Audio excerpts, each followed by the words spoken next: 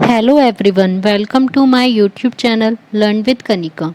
आज हम करेंगे यूथ कंपटीशन टाइम्स का यूपी जूनियर सुपर टेट का सोशल स्टडीज़ का प्रैक्टिस सेट 2 उसका पार्ट 1 करेंगे, जिसमें हम 51 से 100 तक के क्वेश्चंस कंप्लीट करेंगे, क्योंकि एसएसटी के पूरे 100 क्वेश्चंस आएंगे और फर्स्ट 50 क्वेश्चंस जर्नल पेपर के। तो 100 क्वेश्चंस एक ही क्लास में बहुत ही लेंथी हो जाते हैं, इस वजह से हम पहले आज की क्लास में 50 क्वेश्चंस करेंगे और 50 क्वेश्चंस नेक्स्ट की क्लास में करेंगे।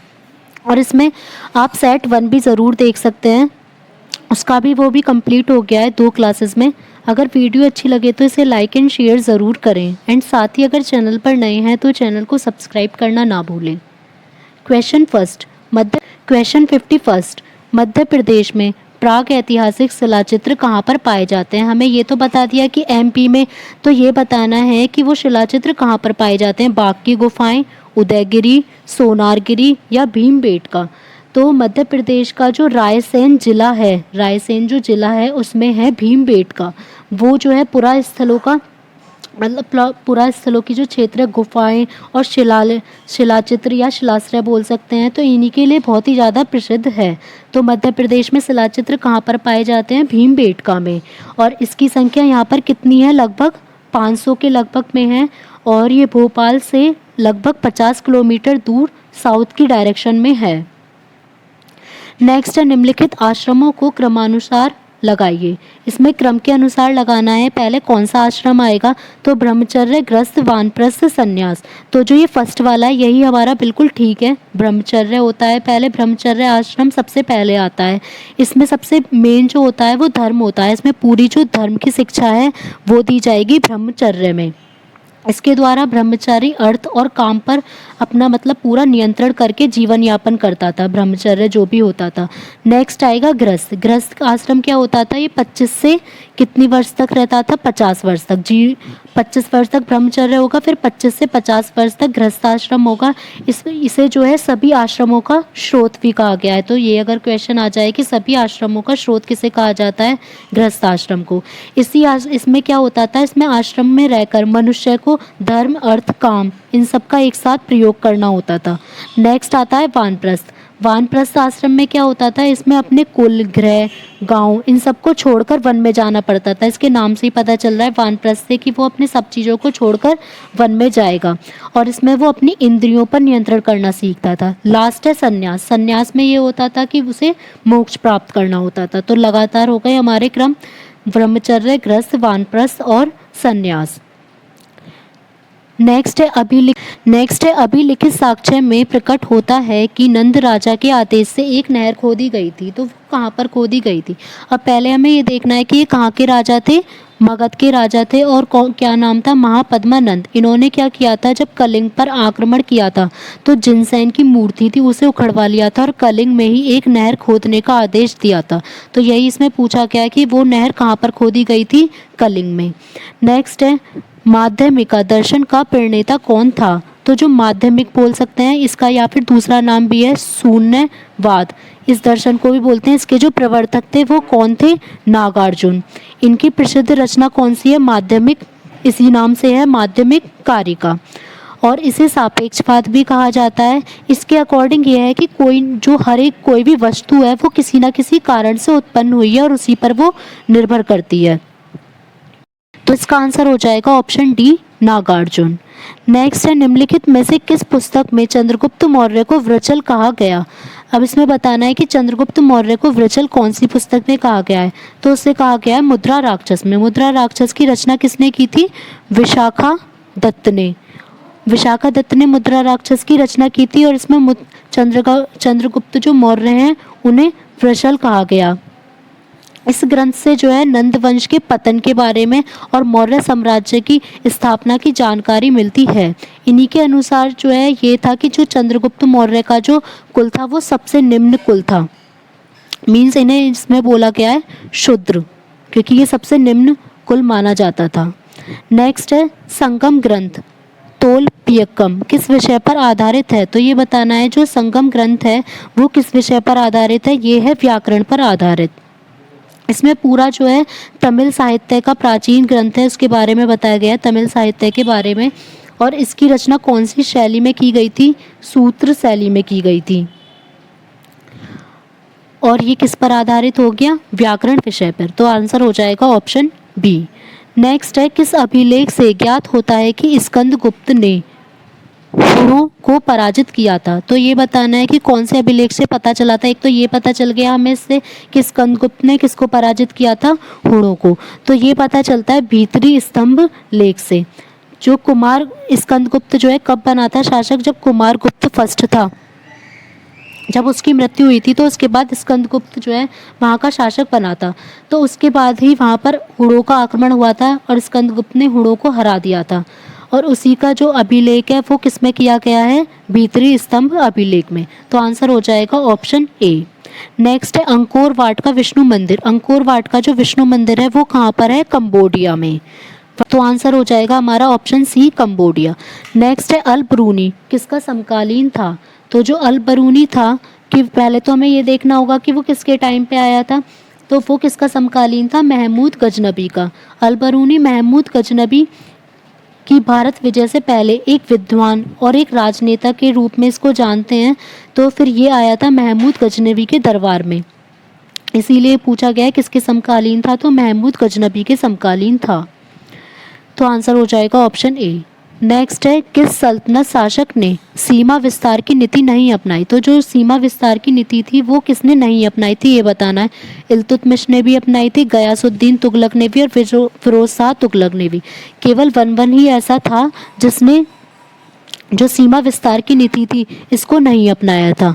और इसने क्या किया था? जो तुर्की सल्तनत था उसकी रक्षा की थी। इसी का ये सबसे महान कार्य था और यह बहुत ही दृढ़ इच्छा वाला व्यक्ति था और इसने पूरे उसमें शांति की स्थापना की थी। इसी और ये बिल्कुल भी कमज़ोर स्वाभाविक वाला स्वभाव जो था इसका बिल्कुल भी कमज़ोर नहीं था और इसने ना ही सीमा विस्तार की नीति अपनाई थी।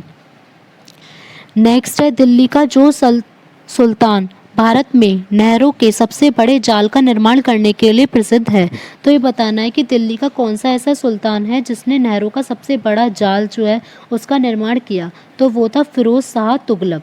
ये भी दिल्ली का सुल्तान था। इसने सिंचाई की सुविधा के लिए 5 बड़ी नहर कहाँ से कहाँ तक थी? पहली थी यमुना से हिसार तक, फिर थी सतलज से घग्गर तक, नेक्स्ट थी सिरमौर से हांसी तक, फिर थी घग्गर से फिरोजाबाद तक और लास्ट थी फिरोजाबाद से यमुना तक। ये 5 बड़ी नहरों का इसने निर्माण करवाया था।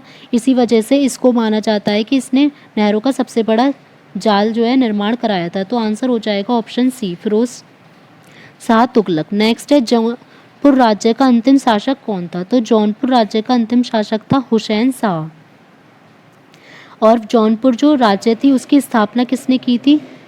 फिरोज तुगलक जो ये आया था फिरोज शाह तुगलक, इसी ने अपने भाई मोहम्मद बिन तुगलक की स्मृति में जौनपुर नगर की स्थापना की थी और इसका अंतिम शासक था हुसैन शाह। क्योंकि हुसैन शाह की जो मृत्यु थी वो कब हुई थी? 1505 में। नेक्स्ट है, प्रमुख हिंदू केवल जिसने अकबर के दीन इलाही को स्वीकार किया था। तो कौन सा ऐसा था जिसने अकबर के दीन इलाही को स्वीकार किया था? तो वो मेन हिंदू कौन सा था? तो वो था राजा वीरबल। तो जो वीरबल थे उन्होंने अकबर के दीन इलाही को स्वीकार किया था। और जो अकबर ने दीन इलाही की स्थापना की थी, जो इसका प्रमुख था या फिर पुरोहित कह सकते हैं, वो था अबुल फजल। अबुल फजल इसका मेन पुरोहित था और इसको जो स्वीकार किया था वो किया था राजा वीरबल ने। नेक्स्ट है, किस सिख गुरु की मृत्यु के लिए औरंगजेब जिम्मेदार है? ये क्वेश्चन बहुत पूछा जाता है कि औरंगजेब ने किस सिख गुरु की हत्या की थी? तो ये की थी गुरु तेग बहादुर की। और ये कौन से नंबर के थे? 9th। जो 9th नंबर के थे गुरु तेग बहादुर, इनकी हत्या मुगल बादशाह औरंगजेब द्वारा किस लिए की गई थी? क्योंकि इन्होंने जो इस्लाम धर्म मानने से इनकार कर दिया था। तो 1675 ईस्वी में इनकी हत्या कर दी गई थी। इससे पहले ये भी पूछ लेते हैं कि गुरु अर्जुन देव की हत्या किसने की थी? तो अर्जुन देव की हत्या की थी जहांगीर ने और औरंगजेब ने हत्या की थी गुरु तेग बहादुर की। नेक्स्ट है, प्रसिद्ध संत शेख सलीम चिश्ती रहते थे। तो जो शेख सलीम चिश्ती थे वो कहाँ पर रहते थे? ये एक सूफी संत थे और ये रहते थे फतेहपुर सीकरी में। इनके आशीर्वाद से ही अकबर को संतान प्राप्त हुई थी। इसी कारण से अकबर ने अपने पुत्र का नाम सलीम रखा था, क्योंकि इनका नाम था ना शेख सलीम चिश्ती, इसी वजह से इसका नाम सलीम रखा गया था, और जो बाद में जहांगीर के नाम से प्रसिद्ध हुआ था। नेक्स्ट है, उस शासक का नाम बताइए जिसने वास्को डिगामा का कालीकट में स्वागत किया। तो वो कौन सा शासक था जिसने वास्को, अब हमें ये पता है तो वास्को डिगामा ने किसकी खोज की थी, भारत की, उसके समुद्री रास्ते की खोज की थी। और किस शासक ने इसका स्वागत किया था, तो वो किया था जमोरिन ने। और कब की थी, 1498 में। तो आंसर हो जाएगा ऑप्शन डी, जमोरिन। नेक्स्ट है, निम्नलिखित में से किसने रेयतवाड़ी की व्यवस्था शुरू की थी। तो जो रेयतवाड़ी की व्यवस्था के जो जनक कह सकते हैं या किसने शुरू की थी, वो की थी थॉमस मुनरो ने। इसके जन्मदाता थॉमस मुनरो को ही माना जाता है। ये कब लागू किया गया था, 1792 में। इस व्यवस्था के अंतर्गत ये था कि जो कुल ब्रिटिश भारत के भू क्षेत्र का 51% शामिल था। इस व्यवस्था के अंतर्गत रियायतों को भूमि का मतलब उसमें अधिकार दिया गया था, जैसे कब्जा कर लिया जाता है उस टाइप से।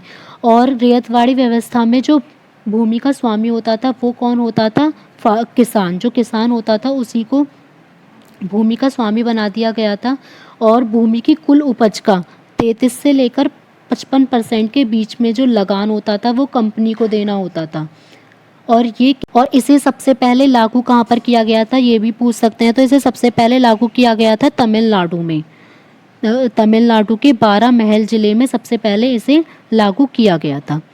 नेक्स्ट है, निम्नलिखित में से 1857 के किस नेता के सिर पर 50,000 का इनाम था। तो ये बताना है हमें कि किस नेता के सिर पर 50,000 का इनाम था। तो वो थे फैजाबाद के मौलवी। फैजाबाद के जो मौलवी अहमदुल्ला थे, वो 1857 का जो विद्रोह हुआ था उसमें नेतृत्व करता थे। उन्होंने अंग्रेज़ों के विरुद्ध जिहाद का नारा लगाया था।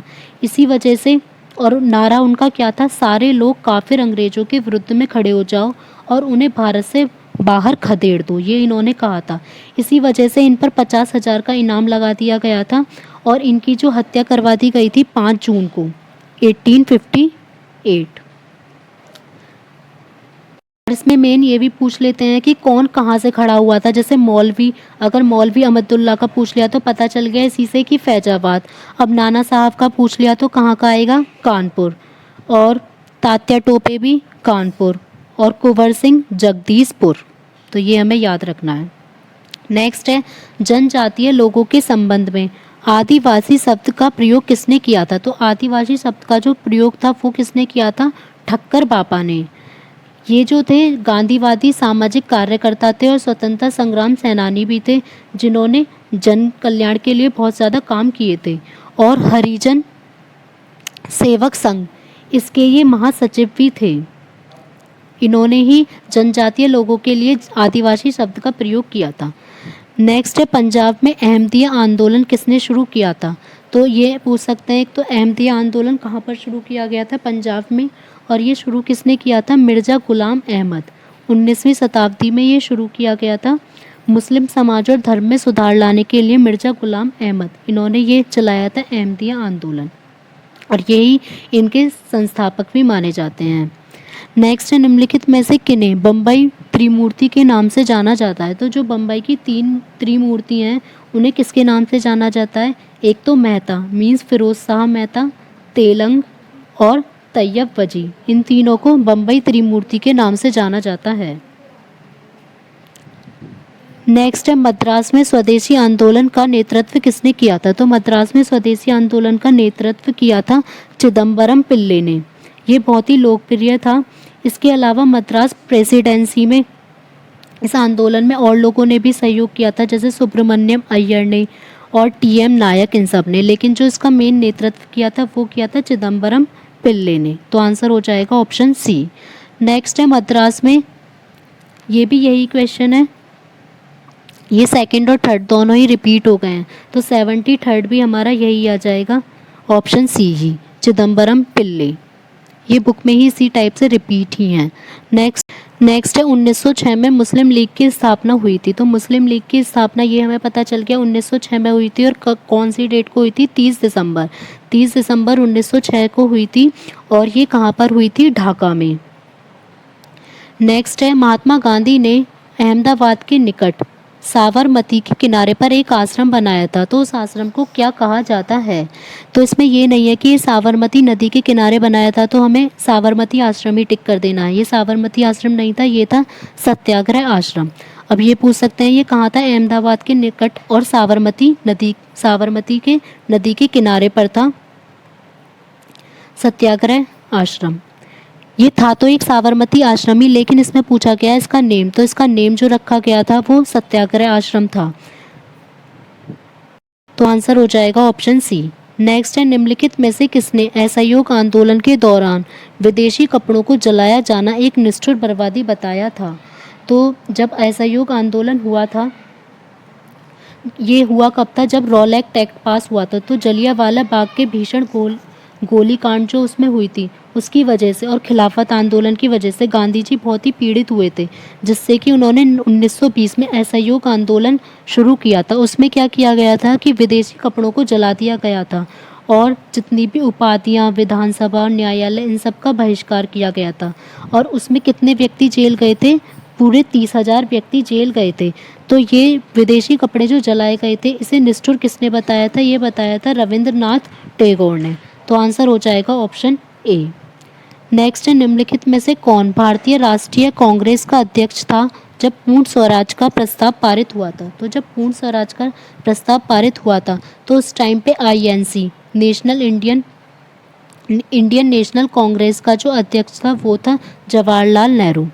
अब ये जो वहाँ पर ये चुनाव कब गए थे? जब लाहौर अधिवेशन हुआ था। लाहौर अधिवेशन कब हुआ था? 31 दिसंबर 1929 को। इसमें जवाहरलाल नेहरू को अध्यक्ष बनाया गया था और इसी अधिवेशन में नेहरू समिति की रिपोर्ट को निरस्त कर दिया गया था, जिसमें भारत के लिए अधिराज्य की मांग की गई थी। फिर इस अधिवेशन में पूर्ण स्वराज्य की मांग को पारित किया गया था और स्वराज का इसमें संविधान में, कांग्रेस के संविधान में स्वराज शब्द का अर्थ ये लिया गया था कि पूर्ण स्वतंत्रता या पूर्ण स्वराज। तो इस टाइम पे अध्यक्ष थे जवाहरलाल नेहरू। नेक्स्ट है, निम्नलिखित में से किस अधिवेशन में कांग्रेस ने पहली बार भारतीय रियासतों के प्रति अपनी नीति घोषित की थी? तो कांग्रेस ने पहली बार जब की थी वो की थी नागपुर अधिवेशन में। और ये नागपुर अधिवेशन हुआ कब था? 1920 में नागपुर जिले में हुआ था। इसी में पहली बार भारतीय रियासतों के प्रति नीति घोषित की गई थी। नेक्स्ट है, आईएनए मुकदमा किसके काल में चलाया गया? तो जो आईएनए की फुल फॉर्म क्या है? आज़ाद हिंद फौज। तो ये कब चलाया गया था? 1945 में। अब यह किसके काल में चलाया गया? तो ये चलाया गया था लॉर्ड वेवेल के काल में। इनका कार्यकाल था 1944 से 47 तक और ये मुकदमा चलाया गया था 1945 में। नेक्स्ट है, रेगुलेटिंग एक्ट 1773 के अंतर्गत कलकत्ता में संस्थापित सुप्रीम कोर्ट का प्रथम मुख्य न्यायाधीश कौन था? तो जो रेगुलेटिंग एक्ट था वो कब आया था? 1773 में। उसमें जो कलकत्ता में सुप्रीम कोर्ट एससी बना था उसमें प्रथम मुख्य न्यायाधीश उसका कौन था, ये हमें बताना है। तो उसका पहला जो न्यायाधीश था वो थी एलिजा हिम्पे। तो आंसर हो जाएगा ऑप्शन सी। नेक्स्ट है, इसमें मिलान करना है सूची। नेक्स्ट है क्वेश्चन 81। इसमें सूची फर्स्ट को सूची सेकंड से मैच करना है। सूची फर्स्ट में समाचार पत्र और सूची सेकंड में भाषा है, पर ये उल्टा लिख दिया गया है। यहाँ पर इधर की साइड तो भाषा लिखी गई है और सूची सेकंड में समाचार पत्र लिखा गया है। अब हमें देखना है कि बंगाली भाषा में कौन सा समाचार पत्र लिखा गया था। तो बंगाली में लिखा गया था नायक। तो फर्स्ट का हो जाएगा हमारा फोर्थ। तो फर्स्ट का ए का फोर्थ या फिर लिख सकते हैं ए का हो गया हमारा फोर्थ। नेक्स्ट है गुजराती। गुजराती भाषा में लिखा गया था प्रजामित्र। तो बी का हो जाएगा 3। हिंदी, हिंदी में लिखा गया था भारत मिश्र। तो सी का हो जाएगा 1। लास्ट है मराठी। मराठी में लिखा गया था राष्ट्रमत। तो डी का हो जाएगा 2। तो आंसर हो जाएगा ऑप्शन सी 3, 4, 2, 1। नेक्स्ट है, भारत की संविधान निर्मात्री सभा के अध्यक्ष कौन थे? तो जब संविधान बन रहा था तो उस सभा के अध्यक्ष कौन थे? तो उस सभा के अध्यक्ष थे डॉक्टर राजेंद्र प्रसाद। जो संविधान सभा की प्रथम बैठक थी जो 9 दिसंबर को की गई थी, उस टाइम पे उसके अध्यक्ष थे डॉक्टर सच्चिदानंद सिन्हा। तो पहली बैठक जो थी वो उसकी 9 दिसंबर 1946 को की गई थी। उसके बाद जब सेकेंड बैठक की गई थी 11 दिसंबर 1946 को, तो तब स्थायी अध्यक्ष डॉक्टर राजेंद्र प्रसाद को बना दिया गया था। और उपाध्यक्ष किसको बनाया गया था? एस.सी. मुखर्जी को। तो संविधान निर्मात्री सभा के अध्यक्ष थे डॉक्टर राजेंद्र प्रसाद। नेक्स्ट है, इसमें भी सूची फर्स्ट को सेकंड से मिलाना है और फर्स्ट में हमें दिए गए हैं, इसमें ये उल्टा लिखा गया है, फर्स्ट में दिए गए हैं अनुच्छेद और सेकंड में दिए गए हैं विषय। अब इसमें हमें देखना है आर्टिकल 40। तो आर्टिकल 40 होता है गांव पंचायत का गठन। नेक्स्ट है 41 होता है काम करने का अधिकार। 44 होता है समान नागरिक संहिता और 48 है कृषि एवं पशुपालन व्यवस्था। तो इसमें सीधे सीधे ही ये दिए गए हैं, तो 40, 41, 44, 48। तो हमारा आंसर हो जाएगा ऑप्शन ए 1, 2, 3, 4। नेक्स्ट है संविधान का कौन सा अनुच्छेद संसद को नागरिकता के अधिकार का नियमित करने की शक्ति प्रदान करता है? तो इसमें हमें बताना है कि सिटीजनशिप के जो होते हैं, नागरिकता के जो अनुच्छेद होते हैं वो किससे कहाँ से कहाँ तक है? 5 से 11 तक के। तो ये 5 से 11 के सबके बीच में आ रहे हैं। बस ये पूछ रहा है कि नागरिकता के अधिकार को नियमित करने की शक्ति कौन देता है? तो वो देता है आर्टिकल 11। नेक्स्ट है निम्नलिखित में से किसकी संस्तुति पर भारतीय संविधान में मूल कर्तव्य को शामिल किया गया? तो जो हमारी फंडामेंटल ड्यूटीज़ हैं उसको, वो अब कितनी है? 11। पहले थी 10। तो किसके कहने पर, किसकी या सिफारिश पर जो है उन्हें शामिल किया गया था? तो ये किया गया था स्वर्ण सिंह समिति, सरदार स्वर्ण सिंह जो समिति थी उनकी सिफारिश पर 42 जो कॉन्स्टिट्यूशन अमेंडमेंट है 1976, इसमें मूल कर्तव्य को शामिल किया गया। अब ये भी याद रखना है, जो 42वां संशोधन अधिनियम होता है उसको मिनी कॉन्स्टिट्यूशन भी बोला जाता है, क्योंकि सबसे जो इम्पोर्टेंट जो कॉन्स्टिट्यूशन अमेंडमेंट है वो 42 में ही किए गए हैं। अब ये फंडामेंटल जो ड्यूटीज़ हैं वो कौन से भाग में आती हैं? 4th A में आती हैं। और इसमें आर्टिकल कौन सा आता है? 51A। नेक्स्ट है निम्नलिखित में से किनसे विनिर्धारित होता है कि भारत का संविधान परिसंघीय है? तो परिसंघीय बताना है कि किससे पता चलेगा? संविधान लिखित है और अनम्य है, न्यायपालिका स्वतंत्र है, अवशिष्ट शक्तियों का केंद्र में निहित होना, या केंद्र और राज्यों के बीच में शक्तियों का वितरण। तो जो भारत का संविधान है परिसंघीय, ये हमें पता चलता है इस वजह से कि केंद्र और राज्यों के बीच में जो शक्तियों का वितरण है, क्योंकि जो भारत का संविधान का स्वरूप है वो वैसे तो संघात्मक है, क्योंकि संघात्मक है कि पूरा टोटल मिला के, ये इसलिए हो गया क्योंकि केंद्र में अलग रूल्स होते हैं और फिर स्टेट के अपने अपने अलग होंगे, और लेकिन जो उसकी आत्मा है पूरा टोटल मिला के वो कैसा है? एकात्मक। नेक्स्ट है भारतीय संविधान के निम्नलिखित में से किस अनुच्छेद का व्यवहार में क्रियान्वयन कभी नहीं हुआ है? तो ये बताना है कि कौन सा अनुच्छेद ऐसा है जिसका मतलब कभी यूज़ ही नहीं हुआ है। तो हमें ये पहले देखना होगा कि कौन कौन सा है। तो 356 क्या होता है? ये आपातकाल से रिलेटेड है। 360 होगा हमारा वित्तीय आपातकाल। 356 हो गया आपातकाल, जो भी ये इस टाइप से होगा, जैसे अगर कोई संविधान है वो विफल ही हो गया, 56 में तो संविधान से रिलेटेड होगा, अगर वो विफल हो गया तो उसमें इमरजेंसी लग जाएगी। 360 होगी फाइनेंस मीन्स वित्तीय आपातकाल, और 352 होगा जब कोई युद्ध वगैरह होंगे उसकी वजह से, और आर्टिकल 60 तो इसकी वजह से है ही नहीं, ये बिल्कुल अलग है। तो इसमें से हमें ये देखना है कि जो अभी तक कभी यूज़ नहीं हुआ है, तो कभी भी इंडिया में वित्तीय आपातकाल अभी तक नहीं लगा है, तो इसीलिए आर्टिकल 360 का कभी भी आज तक यूज़ ही नहीं हुआ है। तो आंसर हो जाएगा ऑप्शन बी। नेक्स्ट है कोई विधेयक धन विधेयक है या नहीं, इसका विनिश्चय निम्न में से कौन करता है? तो कोई विधेयक मनी बिल है या नहीं है, ये कौन बताएगा? इसके बारे में कौन से आर्टिकल में बताया गया है? 110 का 3 भाग कि इसमें धन विधेयक है या नहीं है। इसका जो निर्णय होगा वो कौन करेगा? लोकसभा का अध्यक्ष। तो आंसर हो जाएगा ऑप्शन डी। नेक्स्ट है लोकसभा का विघटन कौन करता है? तो लोकसभा का जो विघटन है वो करेगा हमेशा राष्ट्रपति, और इसके विघटन के बारे में कब बताया, कहाँ पर बताया गया है? आर्टिकल 85 के खंड 2 में लोकसभा के विघटन के बारे में बताया गया है, जो करेगा राष्ट्रपति, और ये किसकी सलाह पर करता है? मंत्रिपरिषद की सलाह पर।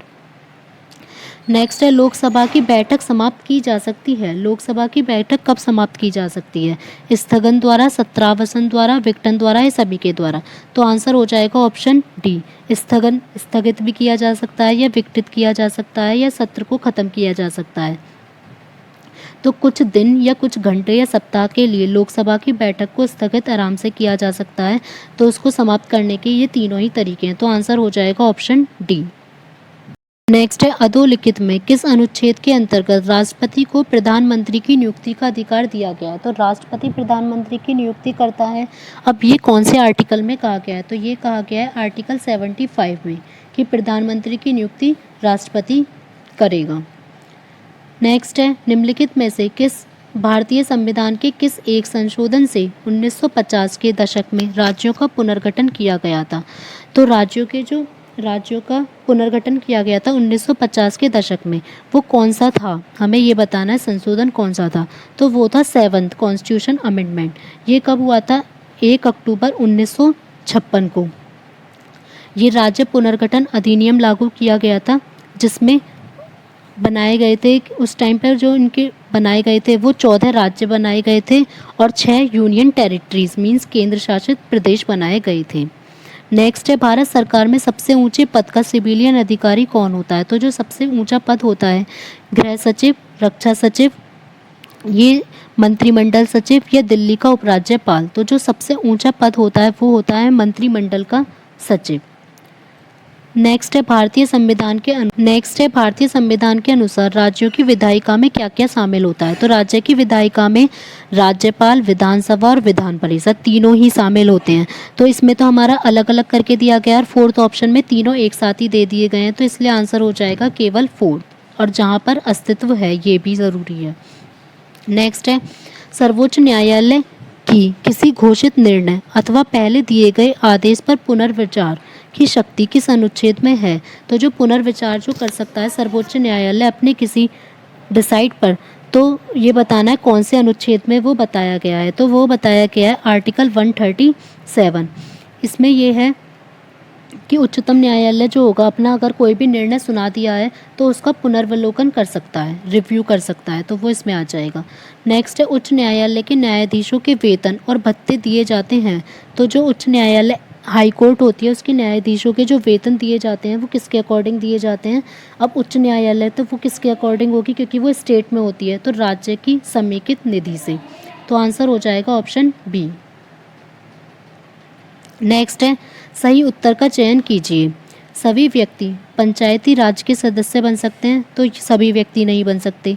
वह व्यक्ति जो राज्य विधानसभा का सदस्य होने की योग्यता ना रखता हो पंचायती राज्य का सदस्य बन सकता है? तो ये भी सही नहीं है। नेक्स्ट है, 25 वर्ष की आयु वाले व्यक्ति ही पंचायती राज के सदस्य हैं? ये सही नहीं है इसमें। तो इसमें यह है कि जो भी 21 वर्ष की आयु पूरी कर चुके हैं तथा राज्य विधानसभा के सदस्य चुने जाने की योग्यता रखते हैं वो पंचायती राज की सदस्यता के लिए योग्य होंगे।